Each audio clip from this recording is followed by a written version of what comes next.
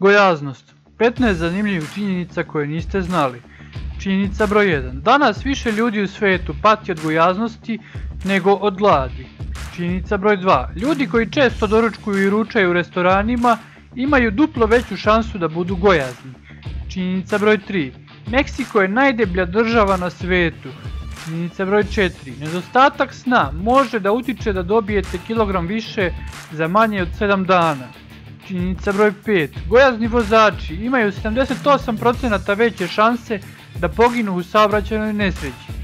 Činjenica broj 6. Kada gubite na kilaži većinu masnih naslaga, izdahnete u obliku ugljen dioksida dok se ostatak izbaci u formi tečnosti. Činjenica broj 7. Neke žene u Mauritaniji forsiraju svoje ćerke da budu gojazne jer se gojaznost kod njih smatra privlačnom. Činjenica broj 8. Novi Zeland odbija ljude koji su podneli vizu za boravak u njihovoj zemlji ukoliko su gojazni. Činjenica broj 9. U bogatim zemljama gojaznost je češća među manje obrazovanim, a u siromašnim je češća među obrazovanijem delu stanovništva. Činjenica broj 10. Dokazano je da ljudi koji piju dosta gaziranog pića imaju veće stomake od onih koji to ne čine.